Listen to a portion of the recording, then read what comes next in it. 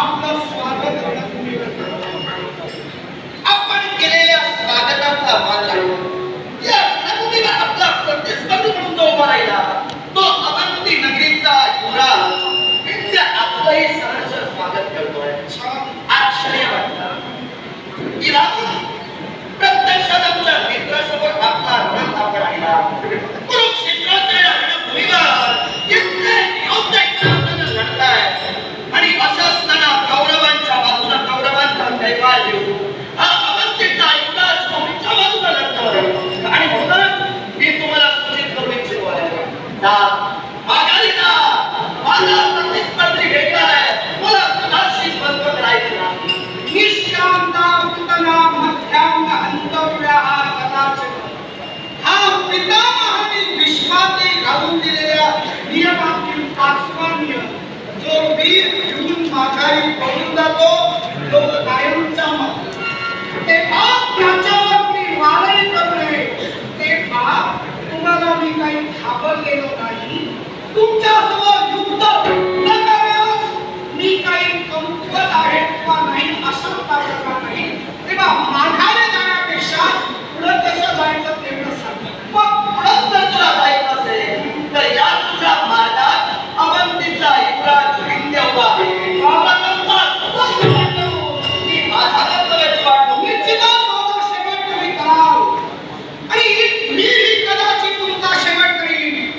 भविष्याच्या उदरात काय सामावलंय हे कुणालाच कळत नाही. पण भूतकाळातील गोष्टी मात्र नक्कीच आठवतात आणि त्या भूतकाळातील गोष्टीमुळे मला तर असं वाटतंय तुम्ही या युद्धात दाखल झाला ते पांडवांच्या रक्षासाठी बरोबर का? बोलण्यात तुम्ही संभ्रमाचा गुंता वाटतोय. गुंता वाटता तू म्हणतोय तुझ्या मुखातील ते शब्द आहे या शब्दाचं प्रमाण काय आहे ते मला सांग. एकच तुला काय म्हणायचंय ते थोड्याच सांगण्यापेक्षा स्पष्ट शब्दाचं मी तसं जर पाहिलं असेल तर आपल्या पितृदेवतांचं नाव जयत सेन आणि माता तुमची राजाने दिली अर्थात गोपाल कृष्णाशी नातं आहे.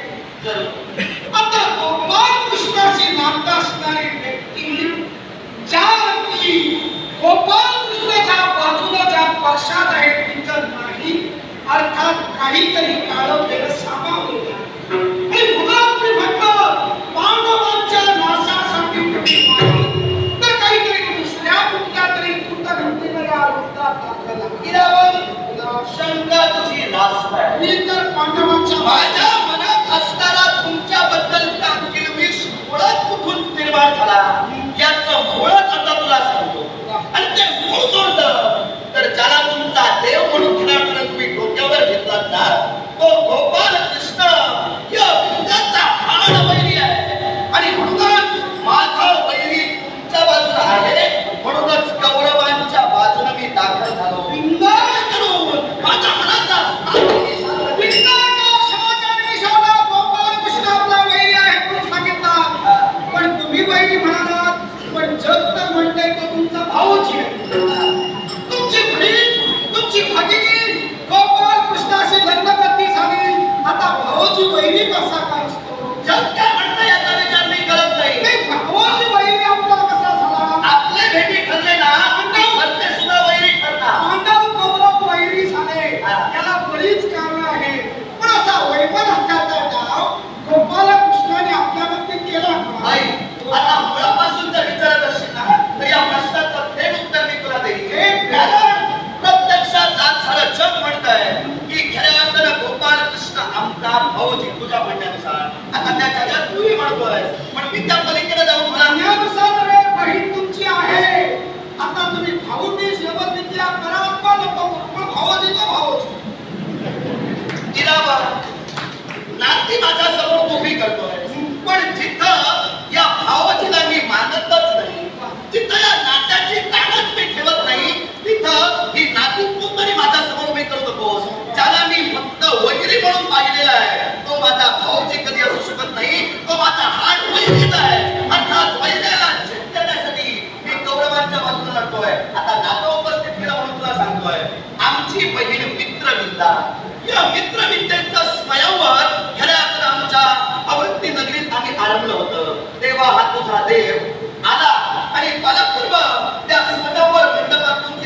केला.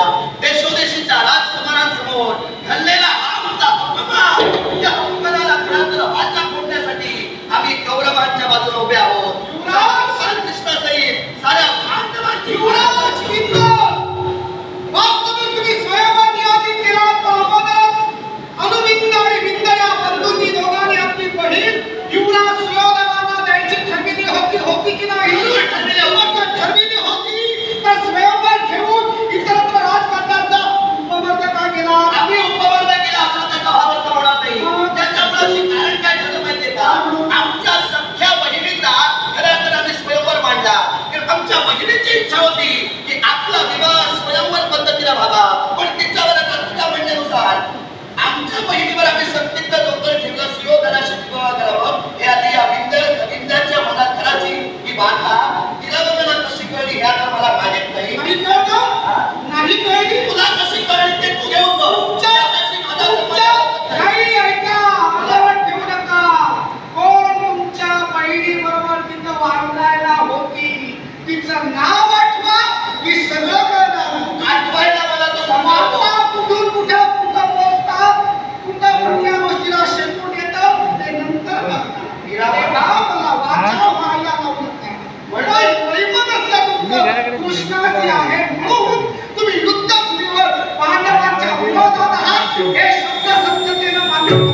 पण ते थोडक्यात आमच्या घरात बरीच माहिती तू मिळवली. आता तुम्ही तसं पाहिलं तर माझे पिताजी म्हणजे पालतो यांचं सुद्धा नातं आहे गोपालकृष्णाची. तेव्हा नात्यातील कुटुंबातील माहिती काढणार नाही त्यांची कुणाची नाही समजा माहिती ही कुटुंबातील कुलगोत्राची असायला हवी. यावेळी सर्वांनी इतिहास लिहायचा असतो. मुद्दा एकच की पांडव आणि कौरव बहिणी झाले, पण भोज आणि देवळा जाणून बुजून युद्धाला संग्रामाचा कुठं अडतोय माहितीये का? तू बोलून काय मोकळा झालास? खऱ्या अर्थानं जी स्त्री तुमच्या राज्यात आली होती ती कोणती आठवा. आठवण्याची मला गरज नाही. ती कोण होती हे मला परिपूर्ण ज्ञान आहे. ते सुद्धा या कृष्णाचं कपटात होतं ज्याला तुम्ही देव म्हणता तो. या कृष्णानं आपली बहीण सुभद्रा या सुभद्राला दासी केली आणि दासी करून आमच्या राज्यात पाठविलं. आमच्या राज्यात काय घडलं याची इतंभूत माहिती त्याला कळावी म्हणून. आणि त्या सुभद्रेनं आता त्याला जाऊन काय सांगितलं हे मला माहित नाही. तेव्हा म्हणजे सुभद्रेकडून आमच्याकडे सगळ्या वार्ता आल्या ते सांगून तेव्हा काय तुम्ही करतात माहितीये का? दुसऱ्याच्या घरात काय आहे कोणाला तरी दासी करतात किंवा आणखी काहीतरी करतात आणि दुसऱ्याच्या घरात जे काय घडतंय ते सगळं तुम्ही तुमच्याकडे मिळवता. मला काय म्हणायचं आहे, स्वयंवर जो आयोजला होता आमच्या सख्या बहिणीचा होता. अर्थात या आमच्या बहिणीच्या स्वयंवरात देशोदेशीचे नृपकुमार राजकुमार किराकर उपस्थित होते. मग या किराकर स्वयंवर मंडपात येऊन पलंपूर्वक या गोपाल कृष्ण तिला नेली. हाच आमच्या मनाचा उद्रेक गोपाल कृष्णाची दिला आहे आणि अखिल विश्वानं त्याचा देवत्व मान्य केलेला आहे. अर्थात देव नटनाट्य आहे. कळसूत्री बाहुली आम्ही आहोत. तो आम्हाला कोणी सकट हलवतो, खेळवतो, नाचवतो. आम्ही नाचतो, खेळतो, रडतो, वागडतो. तेव्हा तुझ्या बहिणीशी लग्न केलं अरे पुण्य प्रभाव झाला तिचा. हे माझ्या देवाला तिच्याशी लग्न केलं हे तुझं परम भाग्य समोर. देव खेळाला देवाची लीला तू म्हणतोय. त्याला देव तू मान मी मानणार नाही. आमच्या कुटुंबाला जो ज्ञानपाठ असण्यासारखं कृत्य करतो तो आधी देव असू शकत नाही याबद्दल मी ठाम आहे. अर्थात तो तुमचा देव असेल तुम्ही त्याला घेऊन बसा. तुम्ही काय बोलून मोकळे झाला? तो तुमचा देव आहे. अर्थात देवाची लीला देव हसवतो, खेळवतो, बांधवतो तर त्याला देव मी काम देवाला त्याला देव मी का म्हणावा? आमचा देव आहे आणि त्याला आपला देव मानलेला नाही. तुला जर तो पटत नाही तर तू दुसरा पण देव आहे त्याला घेऊन बस. माझा संबंध तुझा देव ते तर तू त्याला घेऊन बस. मी त्याला देव मानत नाही. दुसरी गोष्ट तू देव देव म्हणून त्याची मोठे पण मला सांगतोय मी त्याचं देवत्व का भेटतोय याच्या मुळाशी कारण आणि कारण काय माहिती का? इरावं आता वास्तविक तू लहान आहे पण तरी तुला सांगतोय कारण मुद्दा जो उपस्थित कसा केला देवाची मोठे पण सांगितलीस की माझ्या अधिकार 4 वर्ष खाला जाते म्हणून तुला सांगतोय इरावं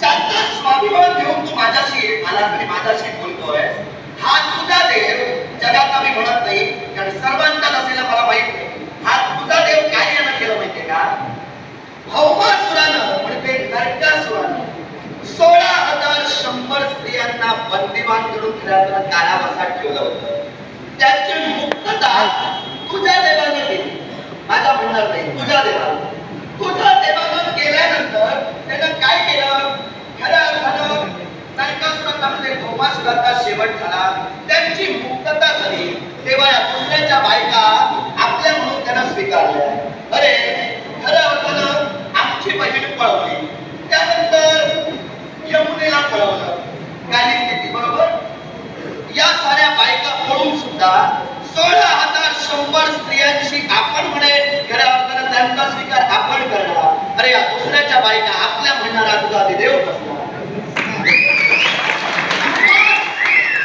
इतका छान बोलला साऱ्या बाजूला समाधान छान बोलला ते टाळी किती वाजली मी छानच बोलतो छान बोलतो टाळी वाजते पण ऐक काय म्हणालास काय ऐकलं की गोपाल कृष्णानं 16,100 बरोबर लग्न केलं अरे या जगात स्त्रीची लज्जा काय ही जर कळली असती तर स्वतःच्या बहिणीचं प्रेम कृष्णावर असताना सुयोधनाबरोबर लग्न लावणारा हा भाऊ हा काळ तोंडा म्हणून मिळवलाच नसता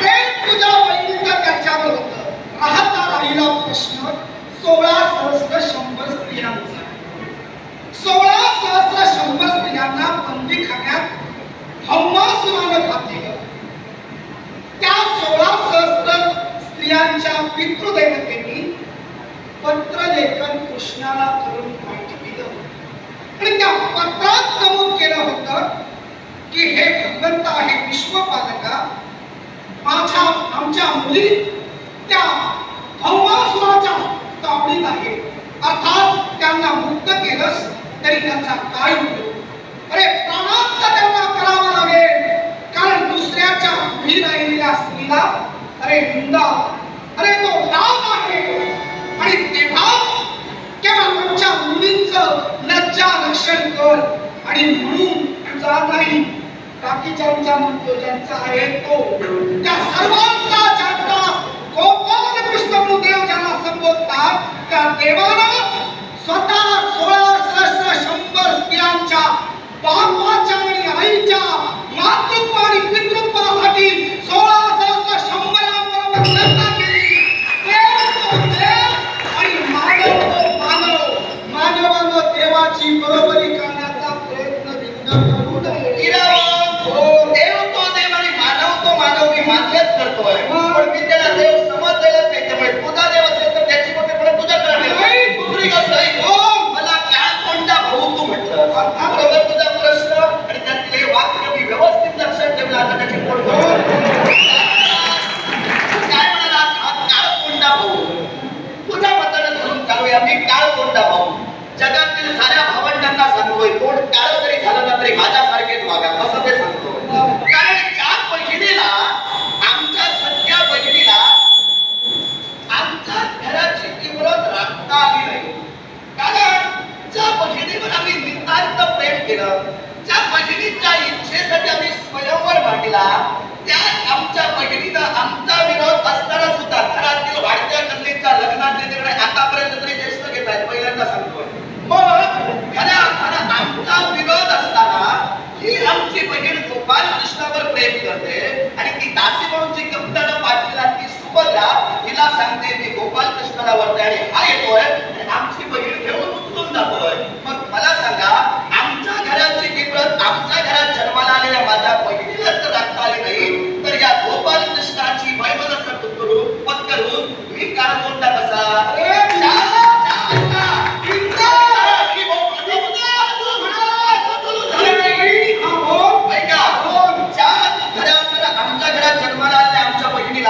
आमच्या घराची इब्रत राखता आली नाही तिच्या कपाळावर तो पळवट आम्हाला